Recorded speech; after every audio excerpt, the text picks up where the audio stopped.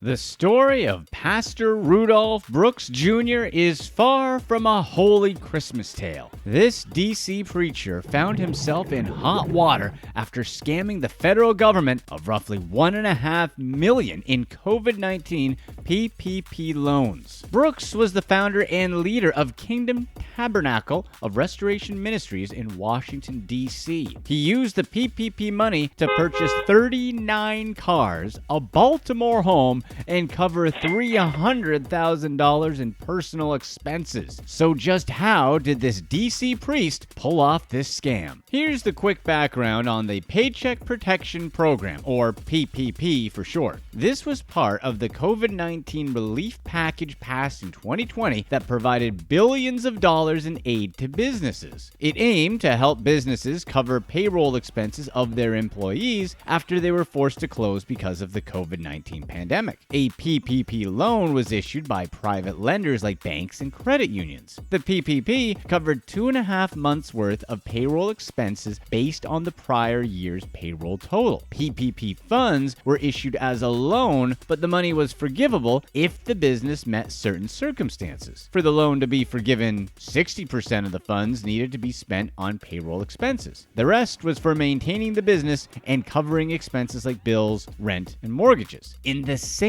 act, another program called the Economic Injury Disaster Loan granted money to targeted industries that needed money to stay open, something that Brooks applied for as well. When Brooks wasn't sharing the gospel, he was busy running 2 other businesses. At least that's what he wanted the state of Maryland to think. Brooks operated Cars Direct, Madero LLC, and Kingdom Tabernacle of Restoration. To break it down, Cars Direct was a business that Brooks opened in October of 2010. Its sole purpose was to buy and sell cars. By October 1st, 2012, Brooks had forfeited the company, meaning that he stopped paying the registration fee for the business. The state of Maryland charges a licensing fee to run a business, and if a business fails to pay that fee, it's marked as forfeited, meaning the firm isn't active and not conducting business. On May 9, 2020, Brooks submitted an application on behalf of Cars Direct for a PPP loan. Brooks had to show proof of a payroll from 2019, 2020, or the past 12 months to apply for PPP. According to the forms he submitted, Cars Direct paid $622,635 per month in payroll expenses, but things got even crazier. On his application, Brooks stated that Cars Direct only had 10 employees. That means each employee was making around $62,000 per month. But Brooks had to resurrect Cars Direct for the loan to be approved, and Cars Direct was brought back from the dead on May 28th of 2020. Brooks got his money on May 12th. Even though Brooks wasn't smart enough to think ahead somehow, Cars Direct still qualified for a loan of a little more than $1.5 million.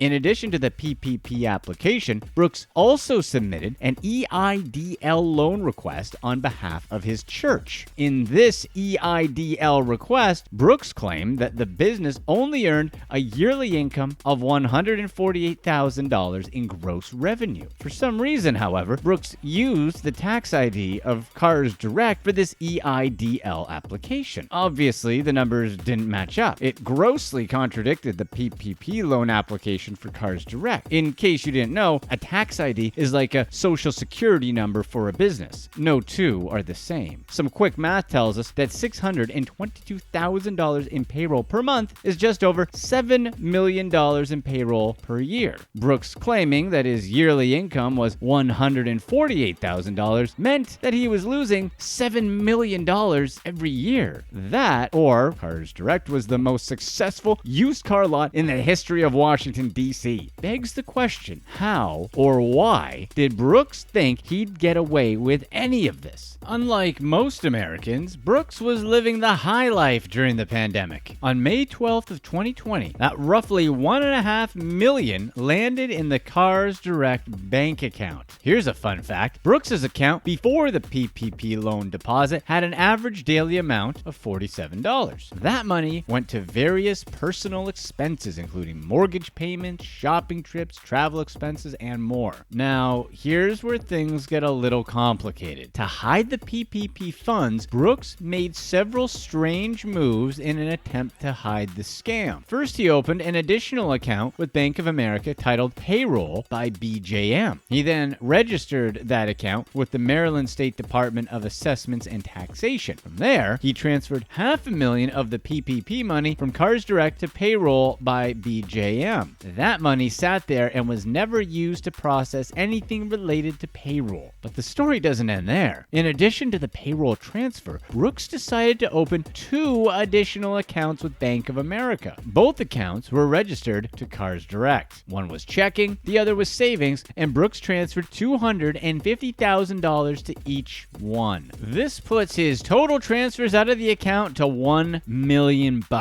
Brooks also transferred a lot of money to his personal Bank of America account, roughly $311,000. He bought groceries and paid his bills. He shopped at malls and visited car auctions. And this is where he went nuts. You may be wondering why the Small Business Administration would ever approve a crazy loan request like this. Unlike a traditional secured or unsecured loan, the PPP did not require a credit check or background verification. It was the responsibility of the issuing bank to do their homework. Because of the high influx of applicants for the PPP loans, it was easy for scammers such as Brooks to sneak through the wide open cracks. Brooks could get away with this because most issuing banks simply did not verify the information submitted outside of what was required by the SBA. It was easy to forge IRS forms and submit them alongside the other documents needed in the PPP application. In addition, it was easy to get approval for these applications just because of the high number of people applying for these loans. There were way too many people to do proper due diligence. Brooks's PPP loan was likely approved because it did not raise any red flags. But $62,000 a month for a used car salesman in DC? Really? That didn't raise a flag? Cars Direct was registered with the state of Maryland as a used car lot. As expected, plenty of car dealers often bury their inventory from auctions. Plenty of auctions sell repossessed cars, salvaged titled cars, and former government cars. It's unclear from court documents and online research whether Brooks made any income from Cars Direct's legitimate years. But if we had to guess from its short-lived stint from 2010 until 2012, Cars Direct was a failed business. What was clear is that Brooks knew how to buy cars. In total, he spent roughly $420,000 at car auctions using PPP money from his personal account and Cars Direct account. In total, he bought 39 cars, including a Tesla Model 3, a 2005 Bentley Continental,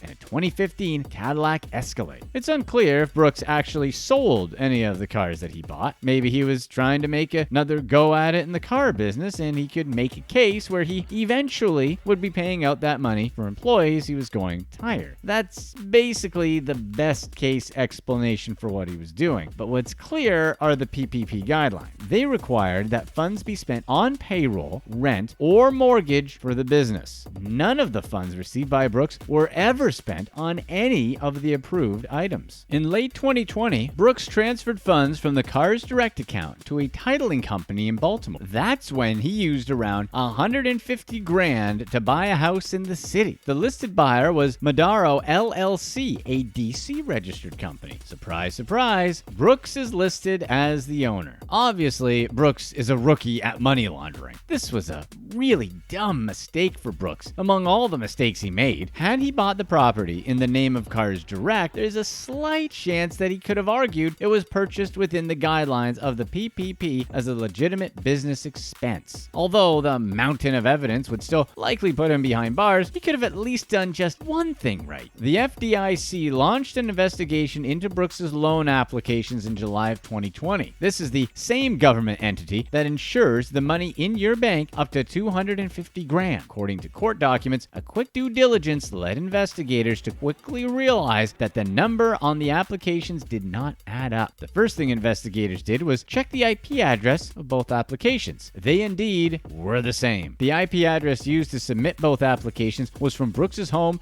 in Bowie, Maryland.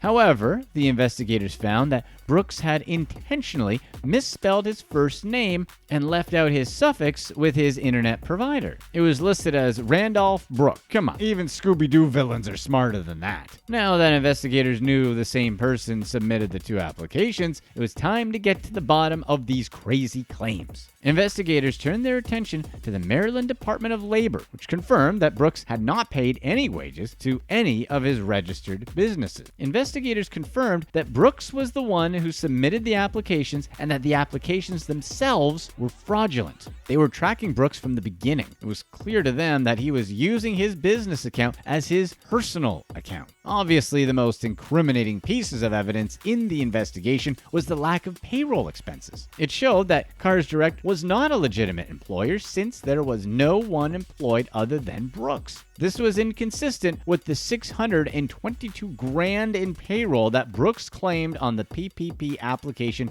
and forged IRS forms. All of this evidence created enough probable cause to charge him with wire fraud. Brooks faces 20 years in federal prison and is currently standing trial. If found guilty, he likely faces the maximum sentence due to the nature of his crime. Many legitimate business owners were denied PPP loans due to funding availability. However, Brooks is one of many scammers caught up in PPP fraud. It's estimated that as of January 2021, over $341 million in PPP loans were given out to scammers. It's easy to focus on the big money and fraudulent practices of people like Brooks. Unfortunately, there are always innocent people left in the wake. His church, Kingdom Tabernacle of Restoration Ministries, seemingly disappeared from the face of the earth, and their website has since been taken down. Click here to watch one of these next videos.